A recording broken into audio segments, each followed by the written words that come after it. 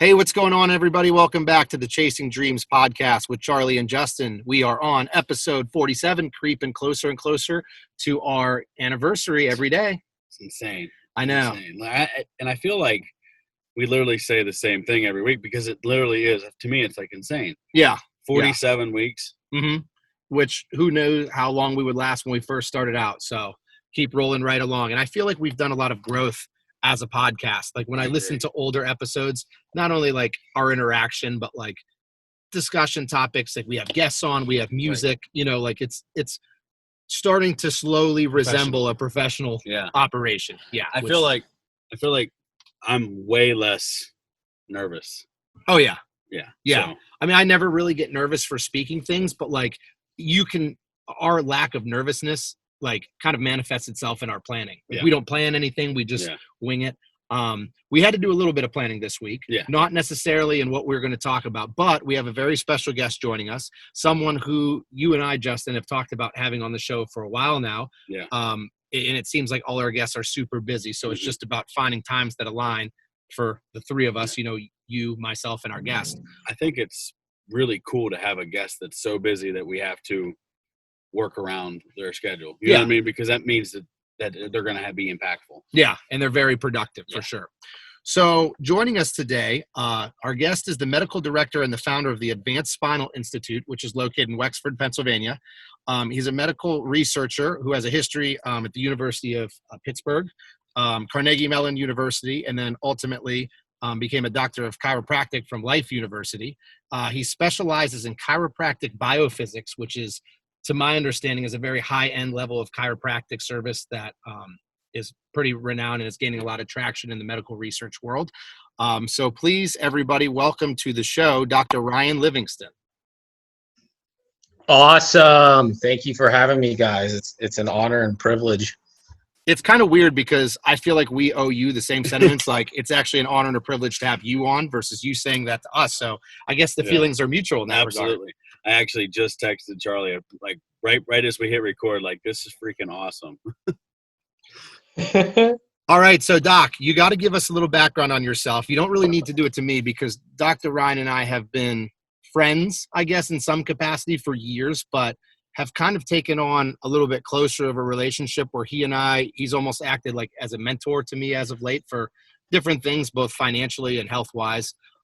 So Dr. Ryan, give the audience a little bit of background on yourself, not necessarily just from your history in chiropractic, but start young. You know, what was life like as a child, and how did your childhood and experiences kind of shape who you are today? Yeah, that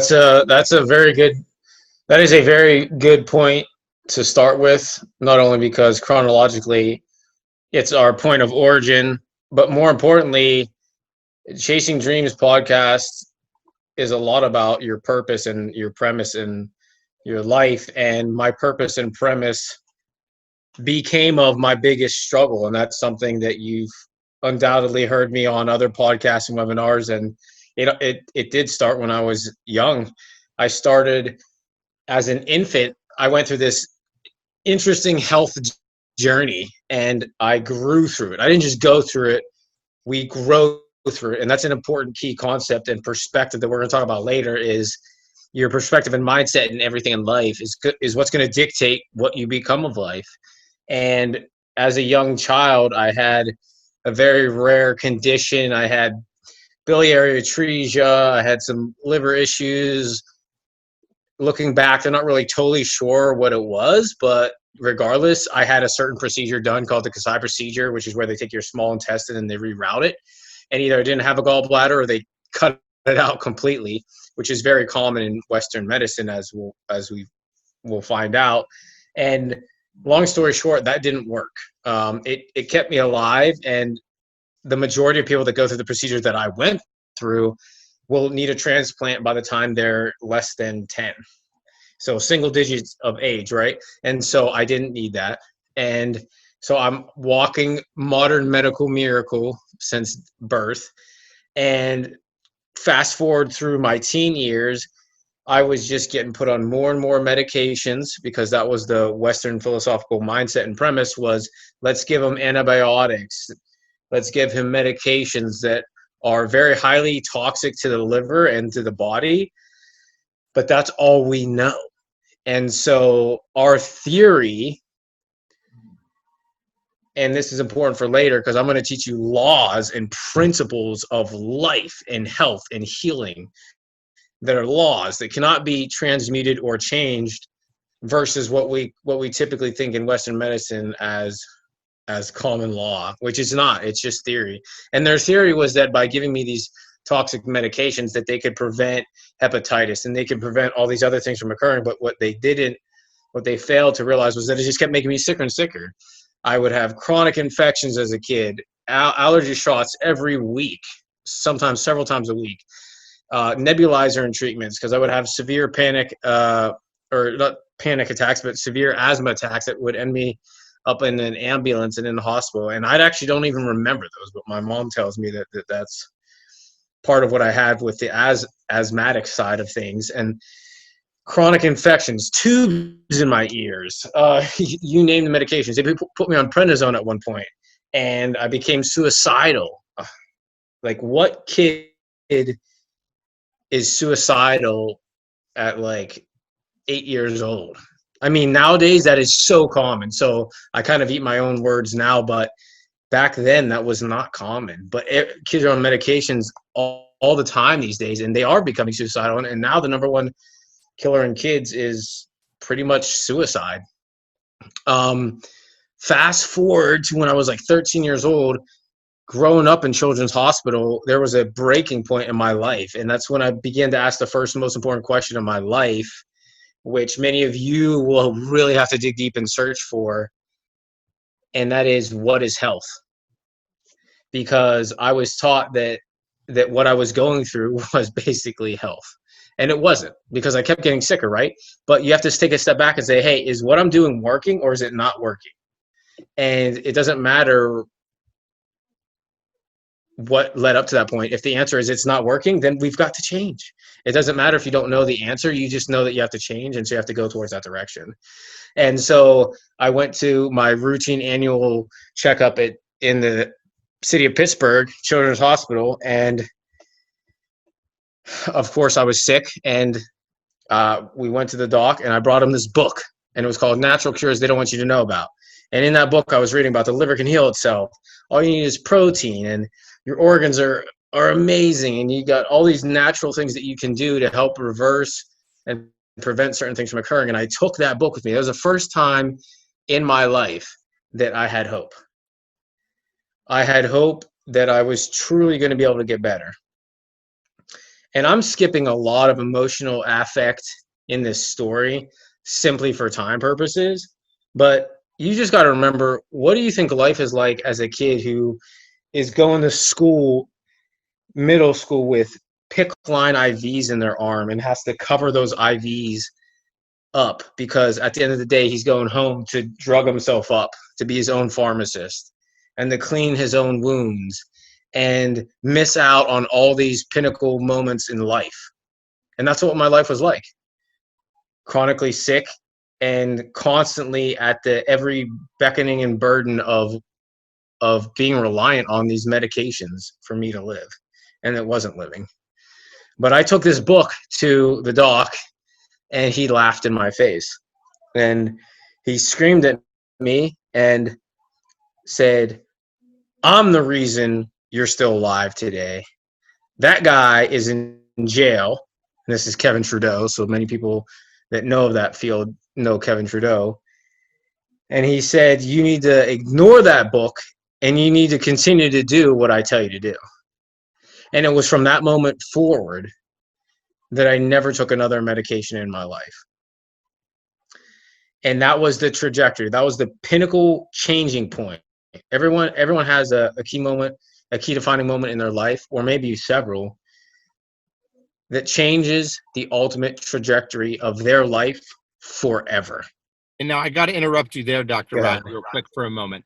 So you had already kind of beaten the odds, so to speak, by getting to your teenage years without a complete liver transplant, which was, for all intents and purposes, supposed to happen, several years prior, by the age of 10 at the latest. And then you just suddenly cold turkey said, to heck with Western medicine and pharmaceuticals. I'm going to kind of manage this with my own locus of control in a sense. Absolutely. And to put a time frame on this, you were, like you said, like 10, 11, 12 years old. Yeah. You're reading books of that substance at that young of an age. Yeah, I guess so. No one ever asked me that question before. I don't know why I was reading that book. I think I was looking for answers, man. I think anybody that's looking for answers does everything they can, I guess.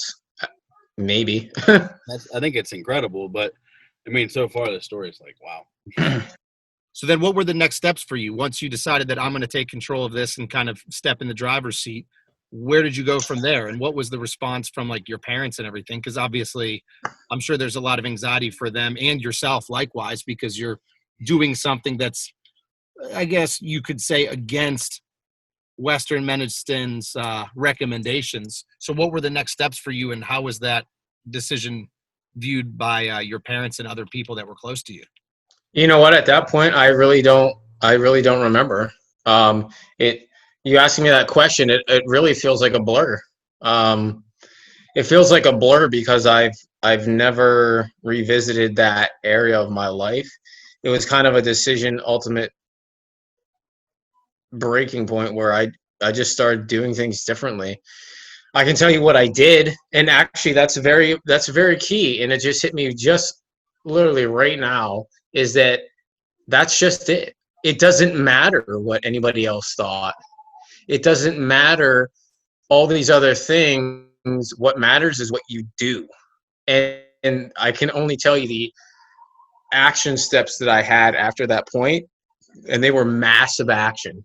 It was completely, and this is basically where you and I will eventually cross paths in life. And it was, I basically became and started my trajectory on bodybuilding. I knew based on what I read that nutrition could change things. And so I started changing my nutrition to better nutrition and exercising, and I started to heal. And I continued that path. And that's what grew my obsession for bodybuilding and nutrition and wanting to be a doctor. And the only way I knew how at that point that seemed fit with my philosophy, which at that point I wasn't calling it a philosophy, but at that point was a physical therapist, because here's somebody who's like an ultimate personal trainer. They can give nutrition advice. And I saw what nutrition and exercise did in my life. And then as I began to train other people and just teach and educate them, the little bit that I knew, which wasn't actually true health, I saw people's lives change, and I knew that's how I wanted to be a doctor. That form of being a doctor. Mm-hmm. Until I ultimately found out about chiropractic, and that was what my vision was. I didn't know about chiropractic. I didn't know that that's what my vision was, but my vision was always the same. And that's key moving forward for people, is the steps you take along the way and where you end up might not be how you originally intended, but it could still be your vision and purpose all along. You just never knew of these unknown variables, or this thing that met and was more congruent with your soul being, than you even knew of. Because when I learned about chiropractic, it's the body heals itself. The body is a self-maintaining, self-healing organism that needs no help. It just needs no interference. And when given the proper environment and nutrients, your body will heal itself. Just like when you plant a seed and you give it just water and sun and soil, it will grow. It has no option but to grow. And I'm going to ask you some quick clarification here. So in essence, digressing really quickly back to what you said about, the steps and the paths and the variables in life don't necessarily look how they're painted in your mind originally. Is it true that what you're saying is because I see a lot of people who, and I myself am one who does this, where I say my life the path of my life, or the trajectory of my life, how you put it, has changed because I didn't see myself as a teacher. I saw myself in a multitude of different things, but none of which were a teacher when I was younger. Whereas you're saying that, maybe the exact manifestation or the steps that took me to be who I was, as far as being someone who helped people or being someone who connected with people, is still true. It's just through different steps. So maybe my life goals and trajectories are exactly how I originally intended. It's just not through the same vessel. Absolutely. And I guess that's something we can dive into now that the audience may or may not know, is that you and I talk a lot, and that is absolutely the most important thing. And I just thought of a crazy analogy that just might fit and might work. And it's this: you plant an oak tree seed, okay? Mm-hmm. And it grows into an oak tree. Now, that oak tree has as Joel Salatin, the farmer in like Food Incorporated or Forks Over Knives or any of those documentaries. Yep. He's a well-known farmer, for the audience who doesn't know. And he talks about the pig expressing the pigness of the pig, and the duck expressing the duckness of the duck. You get it. The pig is going to do what a pig is going to do, and it's still a pig.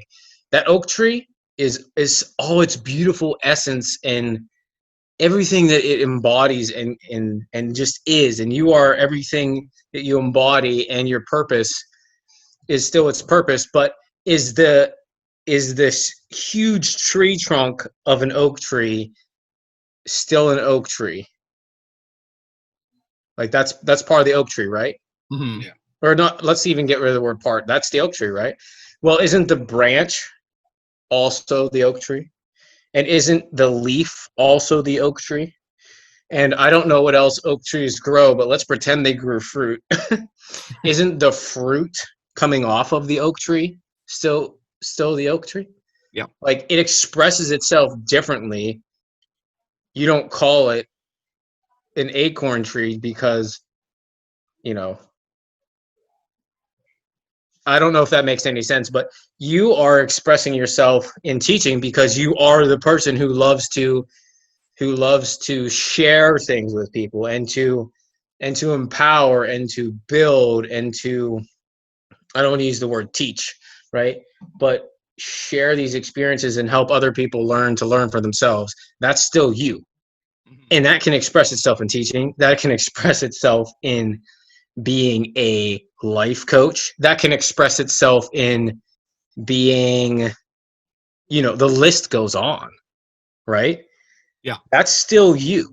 It's interesting because I've always said that to people about, so like me personally and the things that I do with training, coaching, nutritional consultations, everything that I do it's essentially all the same stuff, which is why I think that I've had such an affinity towards it, because teaching students, working with student athletes on sports teams, training athletes in the gym, working with people online, for their nutrition, all that stuff it requires the same amount of skill set. And it's essentially the exact same thing as far as, what it is at fundamental value. It's me taking a person who wants to get better at something, using their skills and highlighting their skills to get better while focusing on the weaknesses as well. And then ultimately getting to a point where I give them the keys to the car and give them the tools to make themselves successful on their own. So all, of those multiple paradigms that I find myself in, they're all essentially the same thing. So I definitely can relate to that analogy in that sense.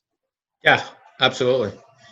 And that's the essence of it. So let's keep going, dude. Let's talk to you about, post-graduation. So you go to school and, your life is very, very detailed, and there's so many like little nuance that we could get into, but I don't want to have too fine of a comb to sift through it all, because I know that there's like such a greater story that needs to be told. So going forward, when you get out of school, what does the professional Dr. Ryan look like? Where do you go from there? When you graduate, you're a doctor of chiropractic. where are the next steps? Like, do you start applying for jobs and working in clinics? Like, I don't exactly know how that works. I mean, Justin, we're pretty clueless about that stuff. So where did you go, and what were the first steps for you post-graduation? Good, very good question. That can look like a lot of different things to a lot of different people. Two of the key core concepts that I want to cover with you guys, and especially for the audience, that are fundamental, and that's going to be what we'll talk about today. And that is learning to go all in your life. Mm-hmm. Going all in and financial abundance mindset are two key core concepts that I want to impart on our listeners. After graduating, actually, we kind of got to step back to while I was in school, because that's where a lot of the transformation occurred that allowed me to graduate. All throughout school, I had these habits and routines and rituals, which I wouldn't call habits and routines and rituals until, probably a couple of years ago. But I had these routines that set me up for success. I was always that guy that I would go to a seminar or borrow extra loan money to go to a seminar versus sitting in class. Okay, and that's key, because you are not going to learn in school how to be ultimately successful. The only way to be ultimately successful in your career path or your chosen field is to find someone who is doing what you want to do at a capacity at which you want to do it, and model and mentor them. And so all throughout school, I was going to seminars. I was practicing the things that these people that I looked up to told me to practice. And you could call it naive, or you could call it smart. But I believed every word that they said. And that's a key concept. You can't go through life judging every word someone says if you want to be successful. Because you're going to have the person who's up in front of the room and who actually is a multimillionaire speaking in front of you. And because you're so closed-minded, you are not going to absorb the information. The information is not going to be bioavailable for your body's sustenance, for your soul's sustenance, for your vision's sustenance. Because when they give you a tip that is astronomically applicable to what you're doing, it's just going to go right over your head. You're not going to think, if a doc's like, hey, I'll give a perfect example. A doc comes in and says, I see 500 patients a week. What Ryan did was say, wow, that is amazing. How do you see 500 people a week? Like, what does that look like? That's so cool. Right? Versus the person who's in the back. You can't, I was in a clinic and wait, 500 a week? How's he see? There's no way he can see 500 a week. Like the average person is somebody comes in the door and then they find all these reasons why 500 a week is impossible. Like, how could somebody possibly see that many people?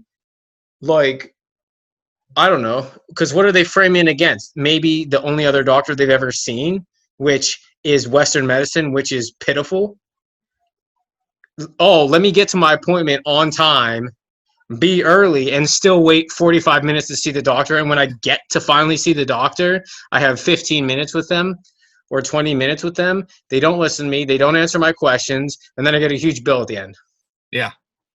Okay. If that's first off, you're judging what that person in front of the room just said against the only other thing you know. But you can't do that. You've got to go in there open-minded. And when I say open-minded, it actually means open-minded. It means no mind. So when someone says the word dog, you literally cannot think of what you think a dog looks like. What if they said dog, but they were actually referring to an alien? But because you didn't know that they came from a certain background, they were born in Egypt, and the word dog actually means alien. You know what I mean? Like, I know that sounds kind of weird, but my point is you can't judge it. You can't start assimilating this vision, okay? So let me get back to the task at hand. Going all in when I graduated was I already had my mentors lined up. And I went so far as this. Most people have laissez-faire attitude throughout school. And not only did they not go to the seminars, did they not practice adjusting outside of class, which all that stuff's available to you if you want the fruit for your taking is available to you. And you will be as successful as you want to be or as unsuccessful as you want to be. Most people stay in Georgia, which is where I went to school. Most people stay in that little town area and do their residency or their internship or externship, whatever you want to call it, either at outpatient clinic, at a free clinic we had at school, or they'll shadow with a doc, not shadow, they'll do their externship residency with a doctor that is in the nearby area. Well, I was already working for free, quote unquote free, with doctors in the area well before I graduated. And I was out doing screenings and doing all these other things with these docs. And when it came time for my residency, number one, I did two things. Number one, I put myself in a position where I had the ability to do all of my residency at once. So you can either split it up into like 6 months or you can do it all in 3 months.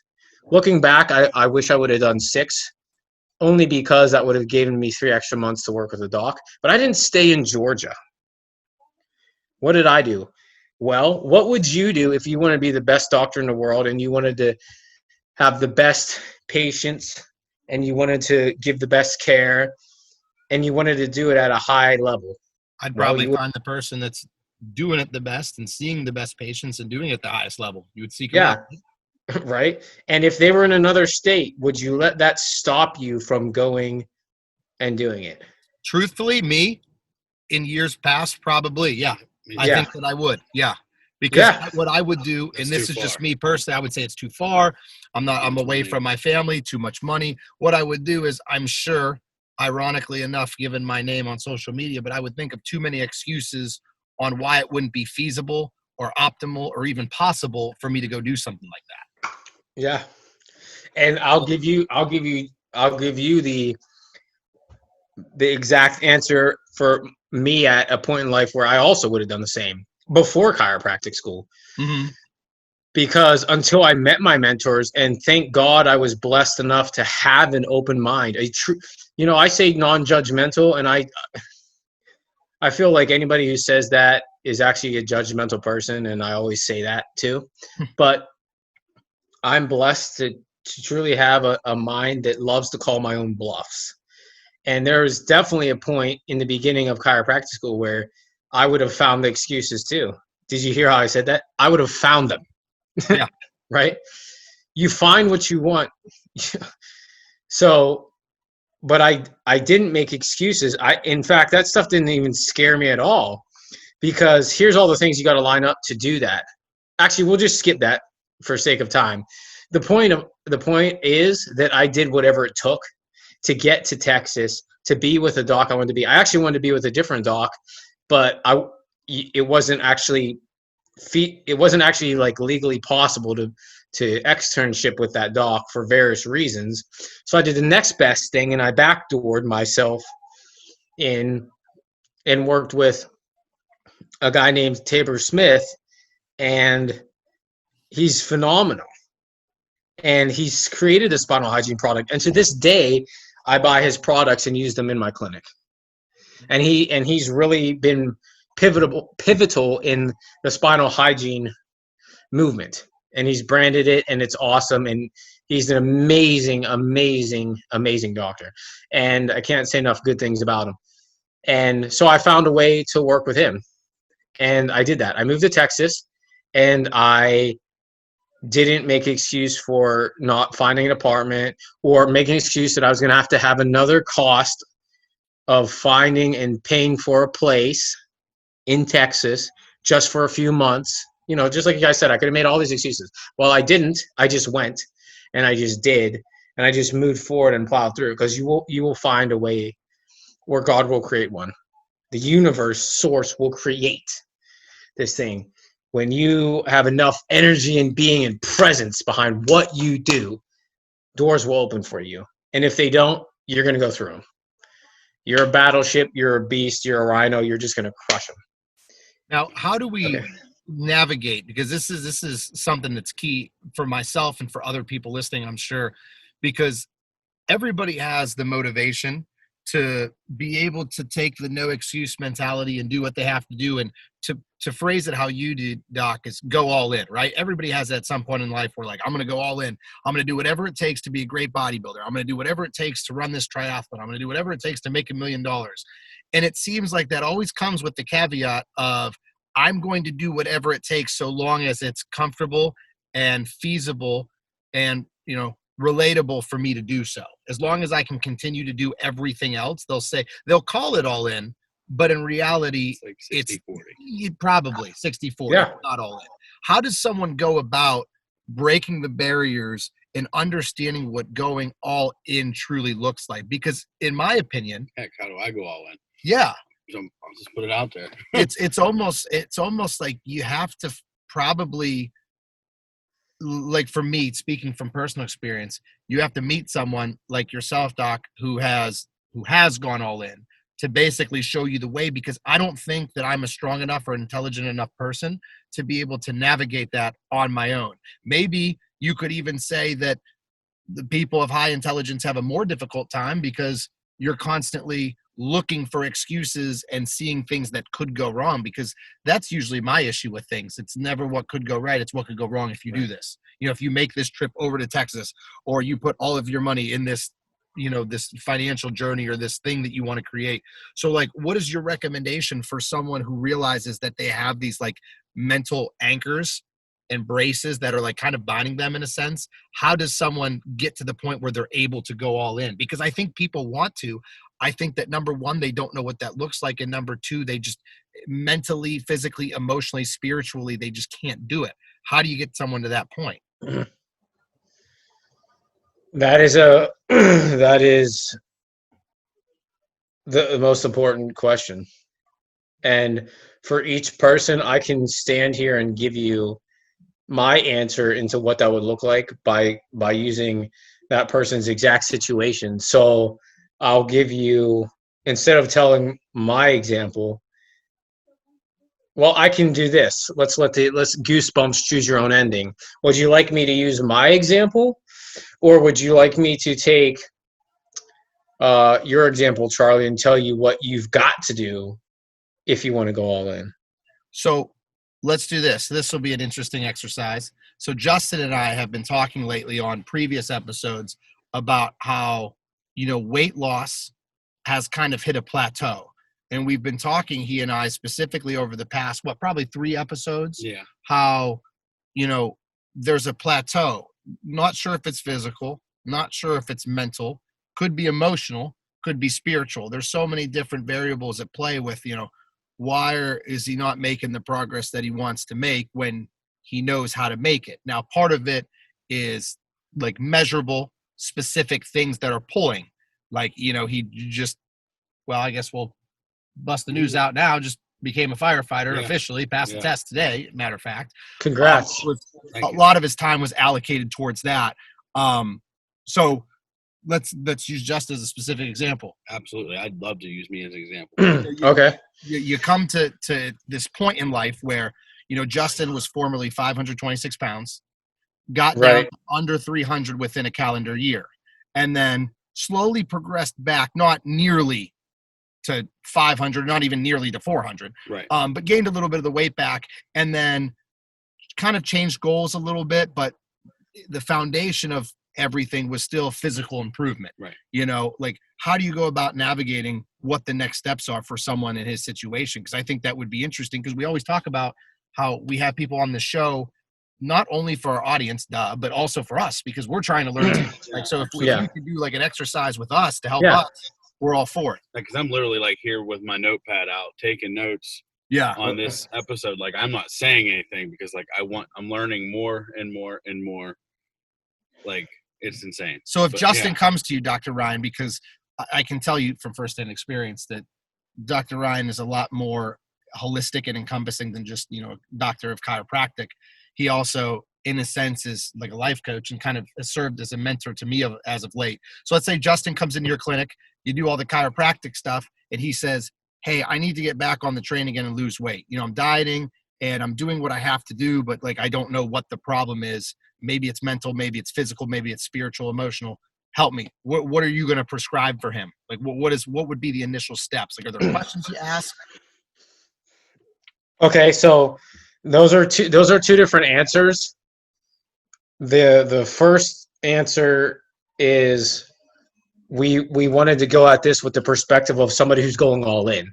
That is not how I would approach the majority of my patients. Okay. Because they're just not ready for. They're just not going to be ready for that. Okay, and/or they're not asking for that. Okay. Yeah. So let's do the all in approach. Justin, what is the? I followed the podcast. I don't remember if you talked about a family or a wife or girlfriend or anything. What's your big motivator in life right now? It's ironic because we haven't brought this up yet. Well, hey, here it comes. Yeah, so about 5 years ago, my wife told me that it's about time we start thinking about having kids. Okay. And she roundabout basically said that she was afraid to have kids with me because of my size, and I said, and I basically interrupted her and told her I didn't want to have kids at that point because of my size, and that was my main focus to lose weight. Like I woke up one day and was like, I'm almost 30, and my passion in life is I want to be a father, and I want to help people. Yeah, helping my own offspring is part of that. Absolutely, they are. So basically, my wife's 5 months pregnant. So that's my big. Your wife is 5 months pregnant right now? Right now. Yeah. So do you know if it's a boy or girl? I'm having a daughter. You're having a daughter. That's awesome. Do you want to be the man that walks your daughter down the aisle? I want to be there for my granddaughter's wedding. So yes. Okay. I mean, that's it right there. Yeah. Like you are not gonna be the guy right now where you can change one of two things. I'm telling you right now, I've seen thousands and thousands of patients with my colleagues and my residencies and internships. I've seen even thousands and thousands more. You will not be around to see that happen if you stay the same right now. You won't. Which is powerful. I mean, it's very powerful. No, but you've got to actually feel that and realize that, because you won't. I'm telling you right now, you won't. And so you can decide a couple things.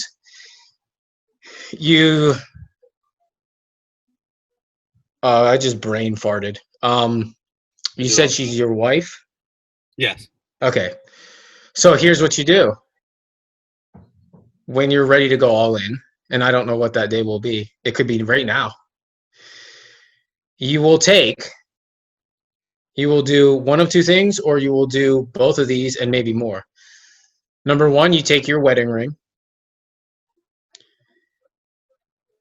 and you set a goal for your weight loss.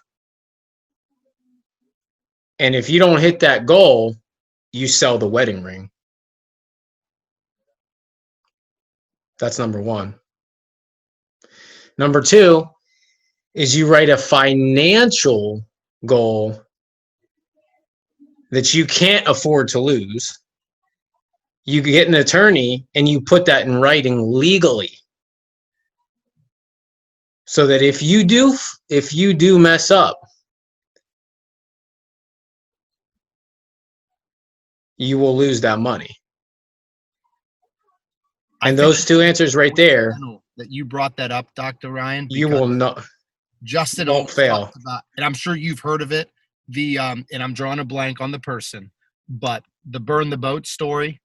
Yes. Yeah, Gosh, you have to. I don't remember his name. Because until you do, I don't know if we just froze.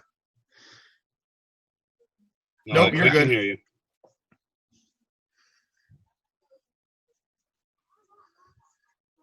You're good, Doc. We got you. Keep rolling. You got me? Okay. Yep.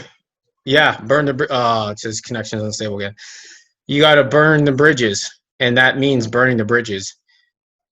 Can you still hear me? Yep, sir. you're good. Okay, good.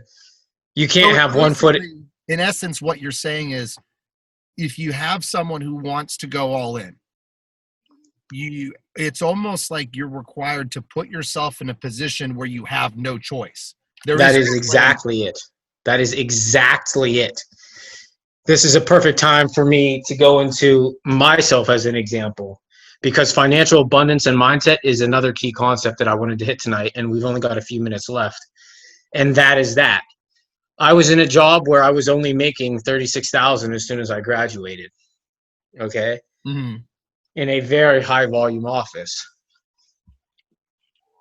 Most people probably make more than I did as a doctor. Okay? 36,000, that's a joke. Okay? Now, attorneys and lawyers go through the same thing as an associate. Until you do what it takes to become the business owner yourself, you won't be financially successful. So I worked with that doc, and he's an amazing guy. And he ran several clinics and built huge clinics. And what you gain in experience far outweighs the $36,000 if you let it. Okay? And here's where you've got to burn the bridges. There was a point where I was the first doctor to leave that clinic the fastest. Okay? Because I realized the whole reason I went, can you guys still hear me? Yep. Yes, sir. Okay. There was a point where I realized that I came for a team effort, and that doc just couldn't give me the time and energy and basically kind of like safety net, not safety in what other people would think of safety net, but he wasn't able to provide what I needed. So the next step was, so mind you, $36,000. I've got a car payment that's like $800. I've got, and that's just the car payment, not the car insurance. I've got my place where I was staying, like $800 a month. I've got the fact that I eat healthy and I eat a lot. That's a couple $100 a month. What else? Other things. That money, student loans, right? Student investments, rather. How asinine would it be to just quit your job? Ridiculous. Mind you, I moved all the way to Washington. Yeah, you're right, exactly. And most people are sheeple. Most people are sick, suffering. They're sad. They've got the standard American diet. They're unhealthy. They're unhappy, right? Do you want these things for your life, or do you not? Right? I quit my job cold turkey. Why? Because it didn't meet my internal validation, not internal validation. It didn't meet what I needed, right? So most people wouldn't do that. The next step was the most scary step in my life, which was to completely start a practice with no money. How the hell is that going to happen? Well, the only way that can happen is if you start to get resourceful and figure out how you can make that happen. And here's how I knew it could happen. you could become an independent contractor, which is exactly what I did, because I didn't have the capital to open up. But looking back, I'm sure I could have created a loan, though that would have taken time. The Thursday before, it was probably 2 weeks after I quit, I had already started reaching out to other docs. Mind you, this was a network that I had been building for a long time. So lots of docs knew about me. They knew my reputation. They knew how much of a hard worker I was. They knew I was willing to do anything. So long story short, I ended up finding a doc that was still in the same state, which was a godsend, because then I didn't have to wait the 6 months or whatever to get my license in a different state. I was able to find a doctor in the same state and go become an independent contractor. And any money that I brought in, he collected a large percentage of. But I was able to use his 4 walls and build my clinic from scratch. Now, I literally packed up all my stuff on a Thursday night, rented a U-Haul trailer. I had already bought a hitch that I planned on installing on my BMW. I had literally just installed that hitch. And what a way of manifesting life, my friend.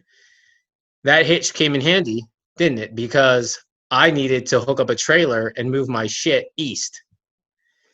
That Thursday, the next Friday morning at 8 a.m., a county fair started in East Washington, which was where I was moving to open up practice. I drove at 4 a.m. down to East Washington, literally drove straight into the fair with my U-Haul on the back of my BMW, parked in the very back, grabbed all my gear for the screening event. It was a Friday, Saturday, and Sunday. During those 3 days, I was by myself, which anybody in the chiropractic field or anybody that does screenings or sets up at fairs will tell you. Screening by yourself is definitely harder. Is it possible? Absolutely. I signed up 30 people at that event, and I make them pay for their appointment there so that they show up. And I can get into that another day of how you transform and lead people from a fair to becoming a patient in your office. And I signed up 30 people. I ended up leading roughly half of those. They saw what I did. They loved my message. Most importantly, they believed in me, and they believed that I would be able to help them as a doctor to the point where they signed up for care. Okay? Add up the cost of a care plan times 15 patients. That was plenty money to fuel my practice straight in the first month. I could have thought about the 1,000,001 ways that this is impossible, and I could have cried, and I could have pitied myself, and I could have gone and done another associateship job, but that was not what I needed. I did not need an associateship. I was so scared of opening, and I don't tremble, but if I did, I imagine that would be the scenario in which I would tremble, in fear, because it was so scary. But I also know myself now. And I knew that because I was feeling that feeling, that is exactly what I fucking needed to do. Yeah. Because what's my end goal? My end goal is to build this amazing culture, as Charlie is seeing, with my own 4 walls. Learn how to go from good to great, which is an amazing book. Learn how to teach and lead lives. Chiropractic is the most important thing that if you don't have that in your life, you are killing yourself every single day. You have no idea how good your body is meant to feel and function if you do not have a chiropractor and you don't visit them at least weekly. I promise you, you have no freaking idea. My mentors, by the way, the ones that see several hundred patients a week, don't take days off. And I don't mean that in like they're type A driver personalities, although most of them are. I mean, they don't get sick. They don't get under the weather. They don't catch the flu. How the hell is this possible? Because of chiropractic, because of the spine, because of the power of your body to heal itself. Right? And that's I mean, something you and I have talked about this at length, and we could probably do a whole episode in and of itself just on what chiropractic care truly is, because that was something that over the years I've kind of developed an understanding of. I mean, I'm obviously by no means an expert, but I've kind of realized that, because I think that a large majority of our listeners probably, and myself at some point, was like this, where you think of chiropractic services and intervention is for someone who has something wrong with their back and or they're in pain. And those are the two instances where someone would seek out, a doctor like yourself for care, is when if my back hurts, or there's some type of dysfunction with my spine, and that's it, because they don't understand, how the organ systems work, how the nervous system works and regulates that sort of thing. So I think that a lot of people, it's just almost like ignorance to it. So they don't understand how impactful it actually is and how holistic and encompassing of the whole body that chiropractic care can be. Absolutely, man. Absolutely. We could easily spend a lifetime exploring this fascinating thing. If chiropractic didn't cost any money, people would not have half of the excuses that they have about getting chiropractic care. And that's kind of been the theme of everything so far in this conversation or discussion, has been like, hey, stop trying to look for excuses on why things won't work or why you shouldn't do things. Like, even me, like when I hear you tell this story about quitting your job and, not being in any type of realistic position where you should do that, it worked out. And I think that like it's almost like kind of eerie how every discussion I've had with someone, financially speaking, although it's a lot more than financial success, but it seems like everybody who is successful financially, that like at least that I've spoken with, has always had to put themselves in a circumstance where they had to take a risk that they had zero chance, or they had like almost like they couldn't afford to lose, no pun intended. Like they had no other option other to succeed. And that's kind of like, what the dilemma that you kind of confronted Justin with earlier, where it's like, hey man, you want to do this, you got to put yourself in a position where you have no choice, because you literally cannot afford, or, emotionally cannot afford to not do it. Yeah. The contract is signed. There's legal stuff, the relationship with your wife is involved here. And I don't think that you could do it without that. Cause I'm glad that you brought that up, Doc, because like for me, again, even now that I know you can't make excuses on why you shouldn't do things, there's circumstance where with me, I'll still find those reasons. And it's like, almost, I wonder if like, because that's part of my personality is being an overanalyzer. I'm analytical by nature and I tend to overanalyze, unfortunately. And, I just need to put myself in a situation where I have no choice but to do this, whatever that situation is. And I think that foremost, you kind of have to find out, what it is exactly that you want. So like for you, Justin, it was something measurable. I want to lose weight. That's what I need. I need to get in better shape. Like for me, at least right now in my life, as superficial as it sounds, I want to be making a lot more traction financially than I am now. Not that I'm in a bad position, but life isn't about going through and just not being bad. It's about flourishing and being good. And that's something that Doc and I have talked, at length about as well. So I just think it was important to kind of reflect there about everything we've talked about thus far.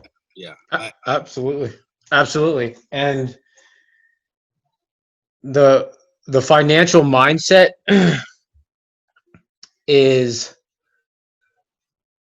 best expressed to people with this. Don't think once you have something that things are going to change, and you've heard that from hundreds and hundreds of if you're anybody involved in self growth or self development or leadership or anything of that nature, you've heard that.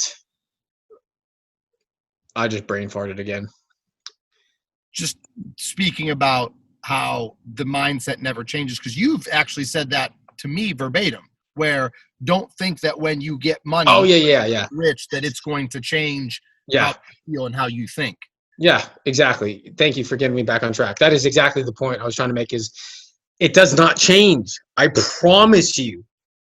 You start, Charlie. Let's say you wake up tomorrow and you're making over 6 figures now. Well, you have a car that's instead of $25,000, you have a $60,000 car, which costs you still. Your car payment's going to be, let's say you made $4K a month right now, and your car payment was $500. Let's use easy math. Let's say you made two grand. Well, that'd be 12.5%.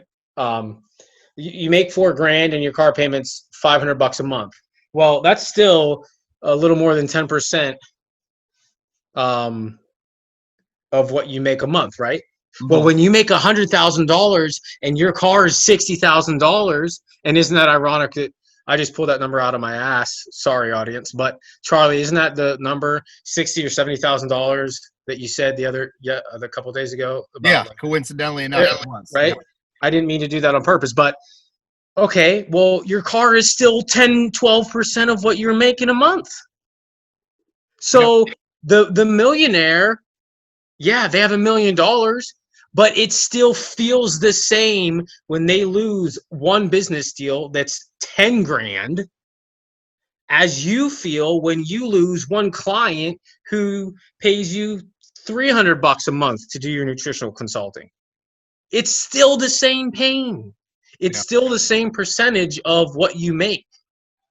You see what I'm saying? Mm-hmm. It's not going to be different.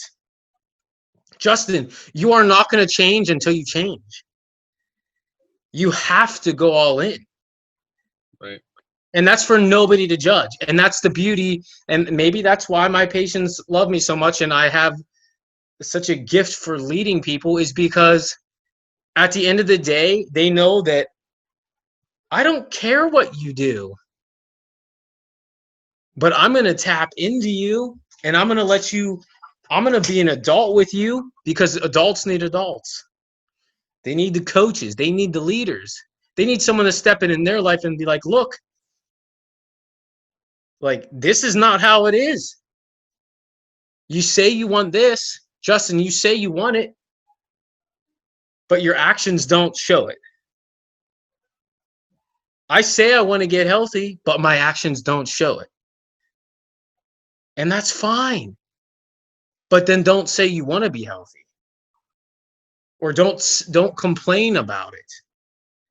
Right? That's been one of my things as a pet peeve. And it's unfortunate because I'm saying this is a pet peeve of mine, but I also have to look in the mirror for some accountability here with this, because I do it as well, is people who complain about things that are within their control. So they complain about all these things that are completely up to them to have, accountability to be able to change. So like for me, whether it's not that I necessarily complain about, my finances, because I'm in a position where I'm comfortable, but like if I say I want more money or I want to do something or be more successful, it's very easy for me to complain about it. But like the only person that can change that is me. I'm the only person that can make me more money. I can't, it's not like just going to be gifted to me. It's not going to fall out of the sky. I'm not going to wake up and have it sitting next to my bed. I'm the only person that can place myself in a better financial situation. And you could look at it like with bodybuilding. Like you can complain that you don't have enough muscle, but no one's going to be able to give me muscle. I can't take muscle from someone and put it on myself. I have to eat the food, lift the weights, sleep, and do the work. It's all up to me. And, so like, I think that that's part of going all in, I guess, would be being able to say that the only person not only making no excuses and giving it all up, but saying, hey, this is all on me. Like, I'm not going to be going all in with someone else's help. Yeah. Like, Justin's not going to lose weight. I mean, it is, we're together with him on the journey, but like, I can't pull weight off of Justin, just like he can't put weight on me. Right. It doesn't work like that. You can give me the keys to the car, but I have to turn the key over and drive it. Yep. Yeah, Exactly. It's definitely a very like big convoluted conversation that kind of is cyclical. It works its way back around several times, Doc, where, it's like, okay, I have to, number one, be able to start. Number two, it has to be solely on me. And if it is solely on me, then I got to start.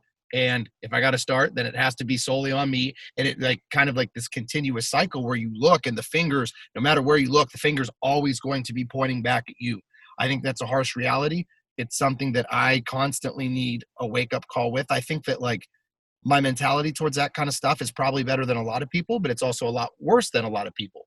And that was kind of the impetus between Justin and I as far as starting this whole podcast, Dr. Ryan, was we said when we first started, this is not just for an audience. This is an exercise for us as well, where we want to create a platform where we talk to successful people to be or how to be successful. Because like with Justin and I, we always used to preface our earlier episodes by telling, and even our later episodes, man, we said like, hey, we don't have the answers. We're not trying to come across as, preachy or self-righteous saying, hey, you guys got to listen to us and our podcast because we're going to tell you how to be successful. We're not. We're trying to be successful. So we're having guests on like yourself or, different high-end business people or high-end athletes where we're trying to find the answers. And so I'm really glad that you came on and kind of enlightened us because I feel like this was a wake-up call that I needed and Justin needed. And hopefully some of our listeners, the words you spoke kind of resonated with them because, I know, Doc, and I got to let the audience into like what a visit to your office looks like, not from the care side of things, but beyond that, from the mentorship kind of things where, Dr. Ryan and I end up talking for literally like an hour, 2 hours, 3 hours, sometimes after the appointment or during the appointment where. Yeah, don't tell too many people that because that's not what a typical visit is like. And I don't want people to – your typical visit is actually very short. Yeah. But Charlie and I have different collaborations that allow us to do that. Working on a lot of things behind the scenes, we'll say. Right, exactly. It's not your typical – it's not really even an appointment almost. I get it. It's easy to go for a 25-minute walk on a track with Charlie and end up 3 hours later and 15 podcast topics in the bank to talk about. That's how this started, was a 25-minute cardio session turned into hours of in-depth conversation. Yeah. Yeah. And also Charlie's only ever been there when I've had a few patients at one time, but he also gets it. Like when that clinic is packed and running full speed, there's no time to talk, which is why you always still have 24-hour access to me. Just email me where I actually can sit down and take the time to answer you better than I could with 5 minutes. You know what I mean? And part of it's very strategic on my part because I always schedule my appointments the last one of the day.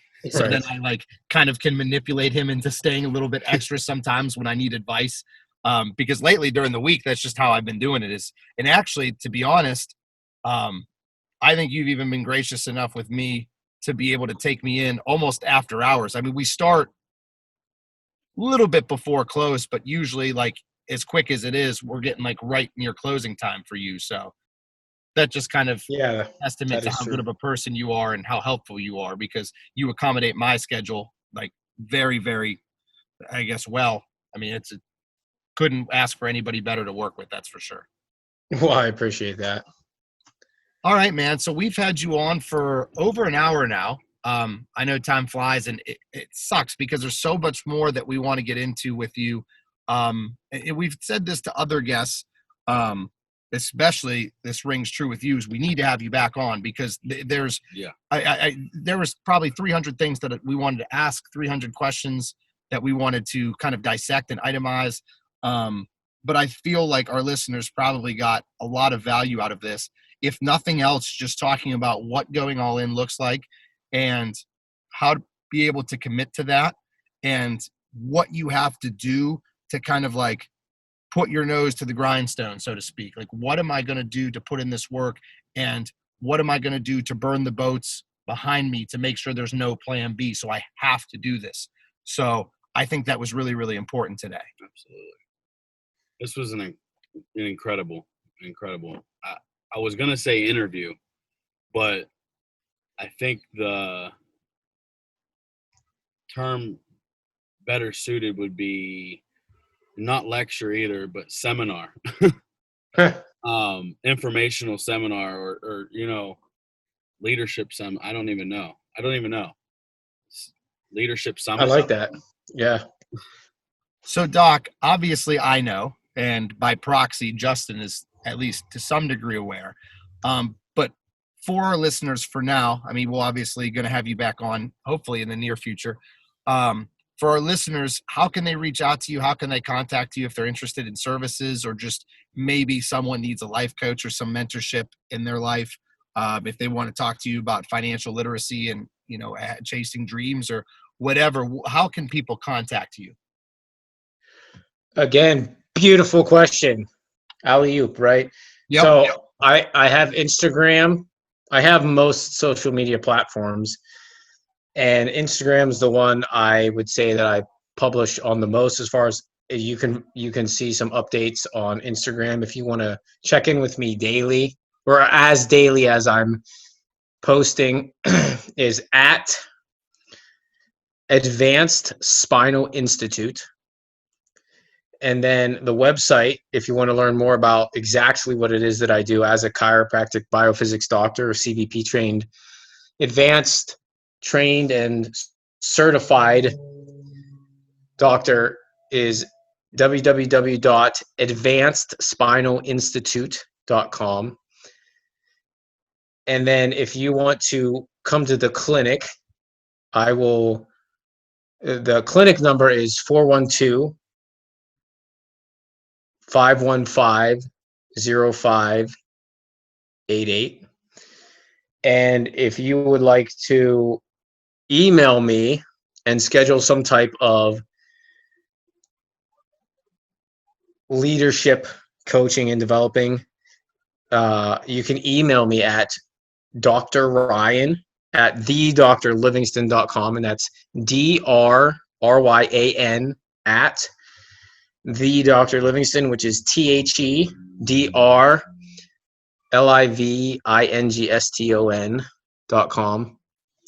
If you want nutritional consulting and or you want personal training, I'm going to have to actually throw this buck back to Charlie, because Charlie is my go-to guy for that. Yes, I know nutrition extremely well, and there's always more to learn. But Charlie is, obviously, the listeners know he's a bodybuilder. He's phenomenal at physique coaching. That is, in fact, why I reached out to him. So if I don't have time to do that anymore, because I focus on the spine. So you've got to reach out to Charlie for that stuff. Obviously, Justin has. So he is beyond phenomenal. I think that answered your question. Did I miss anything? So now, before we finish up, Doc, we got a couple more questions. Every Chasing Dreams episode that we have a guest on, we like to kind of conclude the episode with a series of questions. They're pretty quick, can be as in-depth or as concise as you want to answer them, but we always try to bring everything back to the theme of chasing dreams, which is obviously the podcast title. So Justin came up with these questions in the early stages of our show and said, hey, why don't we kind of like create a tradition where we ask our guest for the day these questions at the end of every episode. And so we've done that, and we've gotten some pretty unique answers. I anticipated people taking like a very cliche route because the questions are kind of cliche as far as the title name, but really people have been all over the board with their responses. Yeah. So I'm really interested to see what you're going to say to these. So Justin's going to read you the questions all at once, and then we're going to track back to one at a time and reread them and kind of itemize them that way. So Justin's going to read you all the questions first. Okay. All right. So 3 questions. It's what does the phrase chasing dreams mean to you? Do you feel as though you've chased your dreams thus far? And how do you continue to chase your dreams and help others do the same? So let's All take right. the first one. What does chasing dreams mean to Dr. Livingston? To Dr. Livingston, chasing dreams means unfervently, may have made that word up, or fervently being bold and audacious in your endeavors to find your purpose and follow your passion and purpose, no matter what the cost is. And no matter how little faith you have or belief you may have, switch that, have 100% faith, and go all in, because it is going to happen. I can promise you. If your purpose and your vision, which is your dream written out into an actual goal, is truly what you want in your life, you will by no means be stopped in achieving that. So that's what chasing your dreams means to me. Wow. So the second one is, do you feel as though you've chased your dreams thus far? Absolutely. Yes. Yes. I like it. I mean, and it honestly, from just the interview we've had so far, I honestly believe that. Yeah, the question answered itself over the past hour for sure. Right. And then the last question. How do you continue to chase your dreams and help others do the same? I think I like this question the most because that's where I'm currently at right now. I'm putting my mouth where my money is and my money into my clinic. But we didn't unveil the current health journey that I'm experiencing and growing through right now.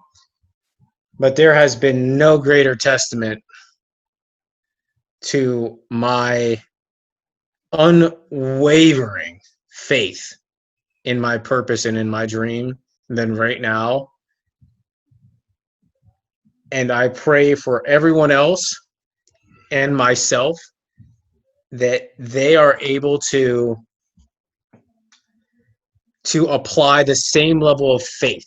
And faith means not being able to see how something's going to come to fruition, but never stopping, no matter what the cost. That's awesome. Profound, thorough, and very motivating. I know that sometimes we don't like the word motivation, but as always, you know, our talks always kind of spark some fire in me for sure. Yeah. Very cool. This is incredible. Yeah. Well, Doc, we appreciate you taking the time with us. I mean, I can't tell you how thankful we are and how thankful I'm sure our listeners are that they got the chance to hear from you. Gonna have you back on soon. I mean, very soon. Like tomorrow. Yeah, we can do any day of the week now. We'll make it happen because the information you gave us is invaluable as usual. Is there any closing comments that you would like to add before we close up shop, Doc? Find some amazing mentors in your life that are doing what you want to do. And never be afraid. Be faithful in pursuing those people and offering your services in any way, shape, or form, in any capacity, in the exchange and the opportunity for you to be able to work with them. Invest in that relationship capital, and I promise you, those people will open up the floodgates and allow you into their lives, because they are looking for people like themselves who I promise were willing to do the same level of commitment in their lives, and that's why they're successful today. Because I promise you, they were probably just like me. I went out and I offered any way, shape, or form I could to help these people that were my mentors in exchange for learning what they have to offer. And they are the most gracious people in your life. And it just made me think of one last comment that I really need to make. And it will repeat it a couple of times until it does completely transform your mindset. And it might not right away. But